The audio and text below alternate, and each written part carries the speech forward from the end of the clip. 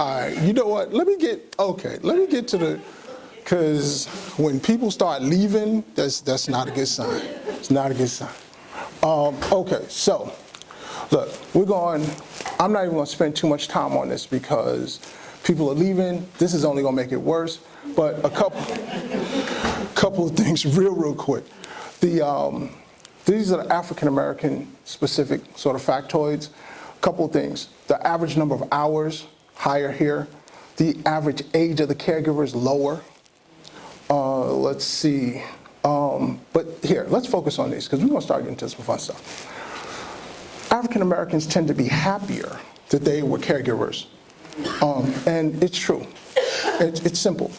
We don't get it. We do not get credit for this, but African Americans tend to have one of the strongest caregiving cultures out there. People always talk about Asians and so on and so forth, and they do, and I'm not knocking any other group. I'm just saying we don't get the credit that we should get.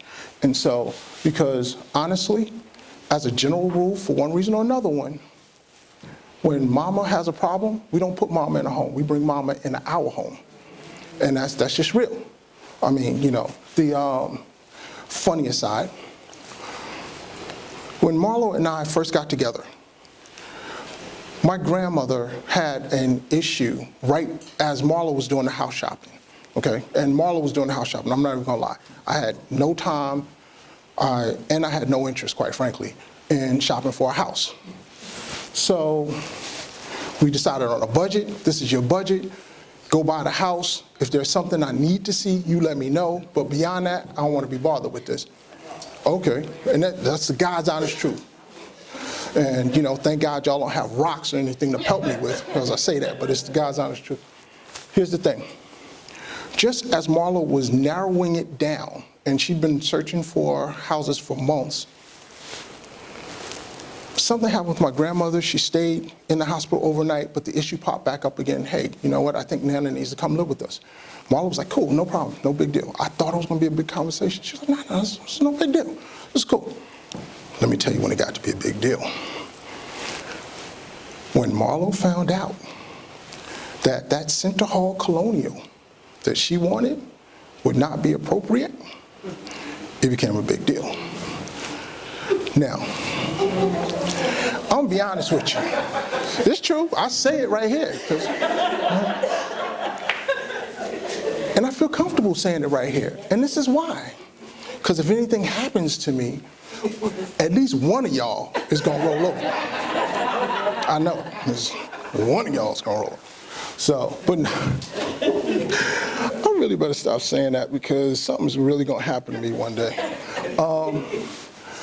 No, in all fairness to Marlo, I give her a lot of credit because she really did. She was like, hey, look, there's no problem, blah, blah, blah, blah, blah. But I didn't know what a Center Hall Colonial was. I swear to God. When she said, but I want my Center Hall Colonial, I was like, okay, but I need this. And so we had some lively discussions. Yes, I'll call them lively discussions. But eventually, and to Marlo's credit, she was like, all right, fine. We'll get this other house. And then, of course, my grandmother, after we signed the papers, closed on the house, my grandmother goes, well, I think I'd prefer to stay in my house.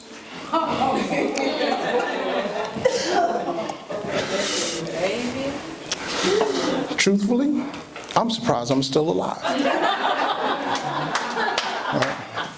I'm not gonna lie to you, it's the God's honest truth. So I had a near-death experience, and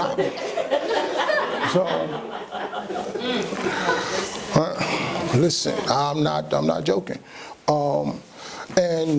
But you know what? I still have to give her credit for that because I am still alive. And she's actually, you know, that's what it was. I've been missing something in my day. She has recently stopped.